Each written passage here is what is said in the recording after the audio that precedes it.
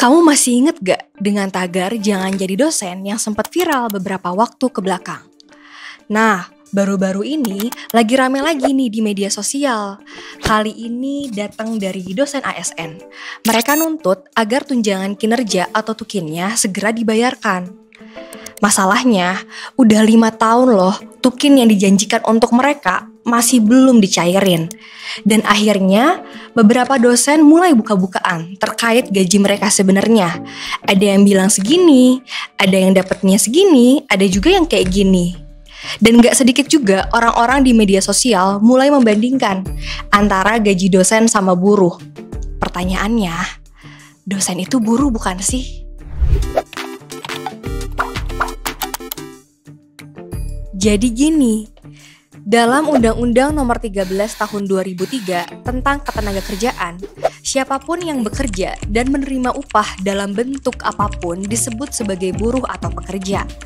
Lebih lanjut, dalam hukum ketenagakerjaan ada istilah yang disebut sosialisering atau vermaatschappelijking, yang mana ini merupakan serapan dari bahasa Belanda. Artinya, ini adalah campur tangan pemerintah dalam hubungan kerja untuk memberikan perlindungan terhadap buruh atau pekerja. Lantas, kenapa sih buruh itu butuh perlindungan? Sederhananya gini, karena dalam relasi kerja, biasanya posisi tawar pekerja itu lebih lemah dibandingkan pemberi kerja. Dan hal ini terjadi karena relasi kerja itu sendiri dibentuk dari perjanjian kerja, yang mana memberikan kewenangan kepada pemberi kerja untuk memberikan perintah. Akibatnya nih, hubungan antara pemberi kerja dan juga pekerja itu sendiri seringkali gak seimbang. Lantas, apakah dosen masuk dalam relasi ini? Jawaban singkatnya, iya.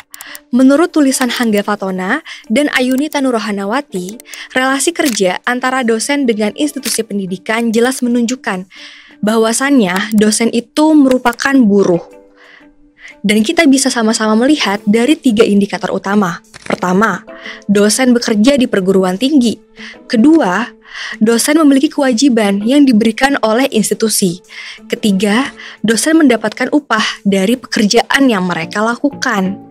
Dari ketiga poin tersebut, menunjukkan dengan jelas adanya unsur hubungan kerja yang masuk dalam regulasi ketenagakerjaan, yang mana mencakup adanya pekerjaan, upah, dan perintah. Artinya, secara hukum, hubungan antara dosen dengan institusi pendidikan itu merupakan hubungan kerja. Dan sama halnya seperti buruh-buruh lainnya, dosen itu sendiri berhak atas perlindungan dari regulasi ketenagakerjaan yang ada di Indonesia. Tapi sayangnya, masih banyak dosen yang gak mau disebut sebagai buruh. Kira-kira kenapa ya?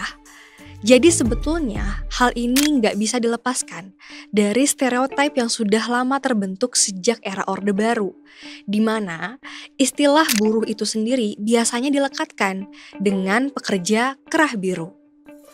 Yang mana secara sistematis rezim Orde Baru mengubah istilah buruh dengan hal yang lebih halus lagi, seperti dengan penyebutan karyawan, pegawai, dan juga pekerja. Dan politik bahasa ini sudah berlangsung sejak puluhan tahun. Lalu, apa sih dampaknya?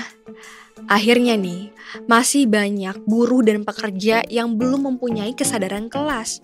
Padahal, menurut Hangga Fatona dan Ayuni Tanurohanawati, penempatan dosen sebagai bagian dari kelompok buruh itu penting untuk mengadvokasi dan meluruskan berbagai norma dalam regulasi pemerintah yang belum secara jelas memberikan perlindungan dan keberpihakannya terhadap kesejahteraan para dosen. Tapi, kabar baiknya nih, udah mulai muncul inisiatif dari para dosen dan pekerja kampus dengan mulai berserikat. Salah satunya dengan adanya Serikat Pekerja Kampus yang sampai saat ini sudah lebih dari 1.000 anggota di seluruh Indonesia. Mereka juga nih yang ikut mengadvokasi isu tukin ini. Jadi, menurutmu nih ya, kira-kira dosen itu buruh atau bukan sih? Yuk, tuliskan pendapatmu di kolom komentar.